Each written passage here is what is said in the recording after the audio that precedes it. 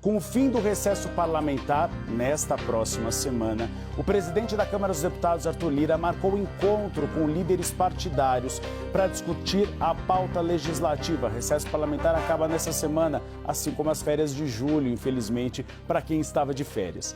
A previsão é de que Lira chegue ainda hoje a Brasília, hoje à noite, e já se reúna com um grupo de aliados para discutir a pauta legislativa. O parlamentar marcou também para terça-feira aquele tradicional almoço com líderes partidários, justamente para definir a pauta legislativa. E no cardápio, o prato principal, a votação do arcabouço fiscal. Não foi votado antes do recesso parlamentar porque Cláudio Cajado, que era o relator da proposta, viajou para o exterior e não entregou o parecer. Então agora espera-se que nesta semana, Cláudio Cajado deve chegar, por exemplo, agora já, nos próximos dias a Brasília, para entregar esse parecer. E aí Arthur Lira marcar, então, a votação da proposta. É esperada que essa votação seja marcada para a segunda semana de agosto.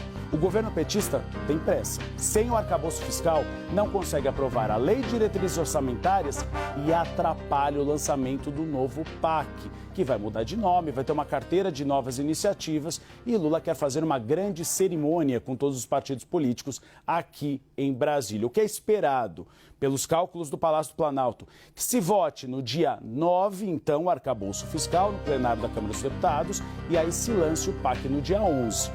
Para votar, então, o arcabouço, o relator Cláudio Cajado já tem dado sinalizações de que terça-feira pisa em Brasília e já entrega o seu parecer, de preferência já nesse almoço dos líderes partidários.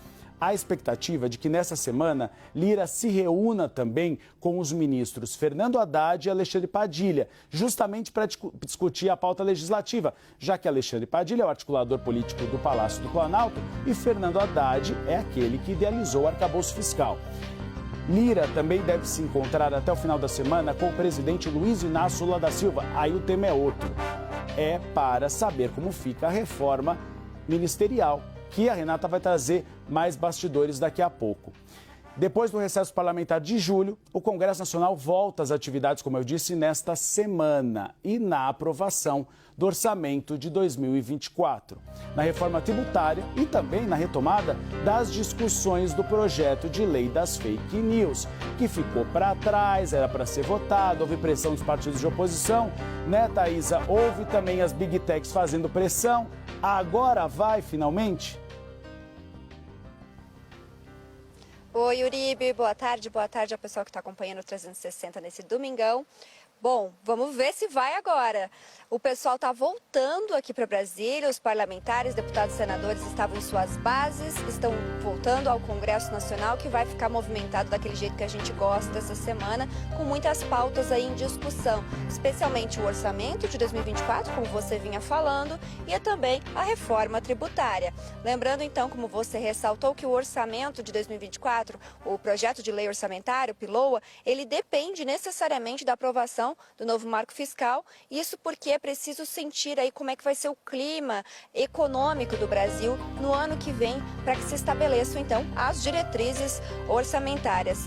E aí a gente tem também a questão de que o marco fiscal já passou pelas duas casas, né? Já passou pelo Senado e pela Câmara, só que como os senadores fizeram algumas alterações no texto, o texto vai precisar retornar à Câmara dos Deputados para que os deputados avalizem aquilo que foi mudado no Senado. Eu destaco aqui as mudanças que foram em relação aos fundos, o Fundo de Educação Básica, o Fundeb, e o Fundo Constitucional do Distrito Federal, ambas muito discutidas, ambas geraram aí emoções muito fortes antes do recesso parlamentar, e agora a gente fica de olho se a Câmara vai ou não manter as mudanças no texto. E segundo a sua apuração, Uribe, vamos lembrar, Arthur Lira está pensando aí então em botar essa votação para a segunda semana de agosto. Já o PILOA deve ser enviado então ao Congresso até o dia 31, a gente vê aí esses desdobramentos na área econômica, também com a reforma tributária. Já aproveito aqui para engatar, falar sobre isso. A expectativa do senador Eduardo Braga, que é o relator no Senado, é de que seja votada até meados de outubro. Essa reforma que já foi aprovada, então, na Câmara dos Deputados aí com ampla votação, foi uma votação histórica que a gente acompanhou. Por fim, eu também destaco aqui fora da pauta econômica, mas tão importante quanto o PL das fake news, que vai voltar a ser discutido. Ele foi lá atrás, barrado, né, por um lobby das Big Techs e também dos aliados do ex-presidente Jair Bolsonaro, e agora deve voltar a ser discutido nos bastidores. E tem um ponto muito importante sobre esse projeto, que é o órgão fiscalizador. Já foi debatido se criava um novo órgão, se colocava na Anatel, enfim, é uma questão muito delicada aí que é discutida nos bastidores. Agora, a novidade poderia ser colocada a Controladoria Geral da União para fazer essa fiscalização. É uma possibilidade que vem sendo discutida, a gente vai acompanhar tudo isso, Uribe. As informações, Renata Agostini. Os parlamentares estavam no recesso parlamentar, descansaram, arejaram a cabeça. Voltam melhores para votar as propostas ou ainda há pendências do passado que insistem em acordar neste momento? É uma série de pendências. A primeira é que o governo precisa definir, afinal, quais serão os espaços, como será a entrada desses partidos na gestão, né, na administração Lula. Isso vai fazer toda a diferença em termos de interlocução com o Congresso. Veja, gente, não se trata apenas de, olha, fechado o acordo, então agora PP, republicanos e União Brasil estão mais próximos do governo. Não, depende dos espaços que eles vão ganhar, porque isso vai ter reflexo no humor das bancadas, na entrega de votos. O Centrão, primeiro que ele não é um monolito, e segundo que o humor do Centrão costuma oscilar diante das entregas que são feitas. Então, o primeiro ponto vai sair essa semana mesmo esse desenho? Lula vai dar o aval, as coisas vão ficar pacificadas? Segundo, qual vai ser esse acordo? Para dar um exemplo, a depender da forma como a costura for feita com o Republicanos, vou dar o exemplo do Republicanos, se for um ministério para Silvio Costa Filho, a conta interna que a legenda e também o governo fazem é que isso significa que metade da bancada de 42 deputados do Republicanos pode ser considerada da base do governo. Mas isso depende do ministério que no final for dado ao Republicanos. Essa é uma conta que auxiliares de Lula fazem. Se for um ministério que o Republicanos não estava lá querendo tanto, como, por exemplo, Ciência e Tecnologia, uma possibilidade que foi colocada para o partido, talvez não sejam esses 20. Se for um ministério mais vistoso, aí será que não dá? Não tem jogo para ampliar até um pouco mais? Porque aí a cúpula do partido estaria mais satisfeita com essa operação?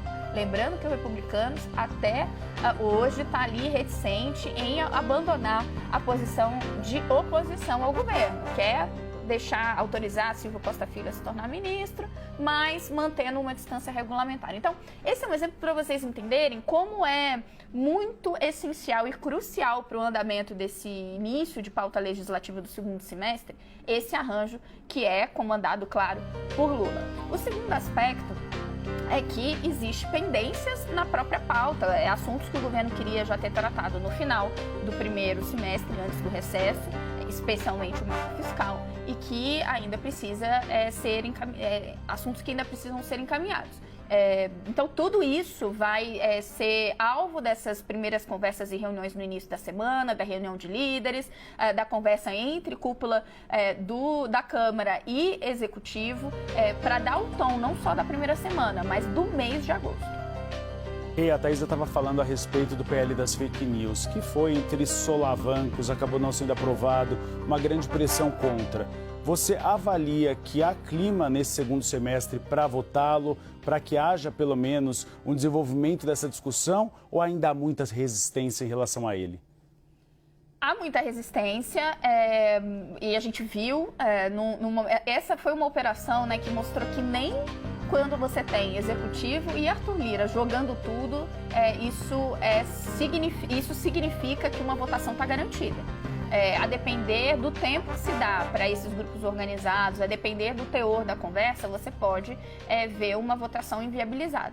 As resistências seguem e não me parece que vai ser um assunto que em algum momento vai entrar para a pauta pacificado, porque você tem não só o interesse da oposição em barrar, de grupos ligados à pauta conservadora, como os evangélicos, mas também das big techs, das grandes plataformas. Então, será sempre um terreno muito difícil de se caminhar, mas tanto o governo quanto a Arthur Lira mantém esse assunto como de interesse. Então, Nesse caso, eu vou acabar ficando em cima do muro, Uribe, porque não me parece que a gente pode ter um avanço, sim, para que esse tema volte à pauta, mas também acho que não vai ser nada fácil conseguir emplacar.